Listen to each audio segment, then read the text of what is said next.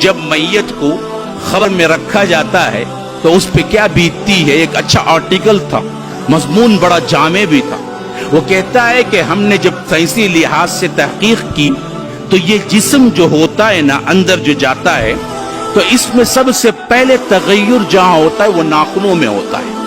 ایک دن ایک رات کے اندر ناخن جھڑنا شروع ہو جاتے ہیں, اور پھر اس کے بعد اندر سے باڈی پکنا شروع ہوتی ہے, اور 3 دن نہیں گزرتے ہیں باڈی پوری کی پوری پک کے ایک ہی جگہ ہوتی ہے جہاں پھٹنے کے لیے اس کے لیے راہ ہوتی ہے, وہ پیٹ ہوتا ہے, اور پیٹ پھٹ جاتا ہے.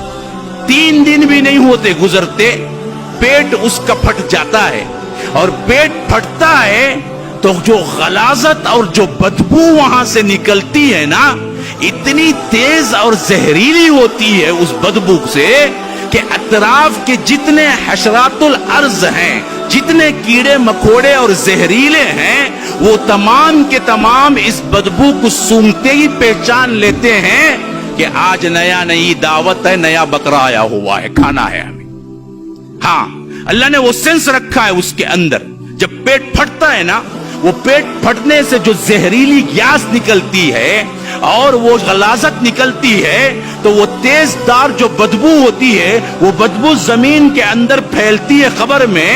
تو سائنسدان لکھتے ہیں, کہتے ہیں کہ وہ دراصل جیسے ہی آگے جاتی ہے تو مٹی کے اندر جو حشرات الارض ہیں اور خاص کر زہریلے کیڑے مکوڑے ہیں, ان کو وہ سینس جیسے ہی لگتی ہے, ان کو معلوم ہو جاتا ہے کہ نیا مردہ ابھی دفن ہوا ہے, کھانے کے لیے جمع ہو جاؤ, آج رات دعوت ہے.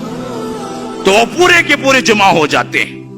پھر اس کے بعد وہ ایسے کھاتے ہیں انسان کے جسم کو, ہڈیاں باقی رہ جاتی ہیں, اور یہ ہڈیاں بھی پھر چند دن کے بعد چٹکنے لگتی ہیں, الگ الگ جوڑ الگ ہونے لگتے ہیں. ایک ایک ہڈی ایک ایک جوڑ الگ کر دیتی ہے, اور کچھ عرصہ نہیں گزرتا اس کا کوئی نام و نشان نہیں رہتا ہے.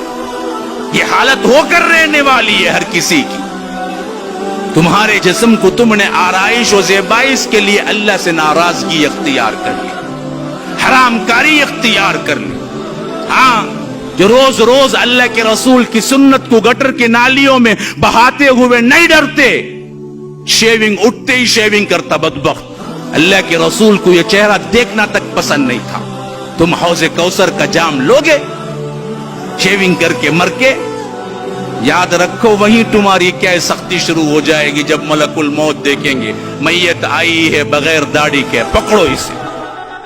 نشانی تو لے کے نہیں آیا. ایک ہی تو عمل, ایک ایسا عمل ہے نا جی جو نامہ اعمال میں نہیں تمہارے ساتھ آتا ہے. باقی سارے عمل تو نامہ اعمال میں آتے ہیں. ایک عمل وہ ہے جو تمہارے ساتھ آتا ہے, وہ ہے داڑھی. داڑھی لے کے جاؤ گے تو کم از کم کیا ہے, ملائکہ جیسے دیکھیں گے پہچان لیں گے کہ یہ دراصل رسول کا امتی آیا ہے. لیکن ہم نے تو اس کا بھی لحاظ نہیں رکھا. تو یاد رکھیے, پھر یہاں سے جب سوالات کا سلسلہ شروع ہوا تو یاد رکھو جس کا سوال ہو گیا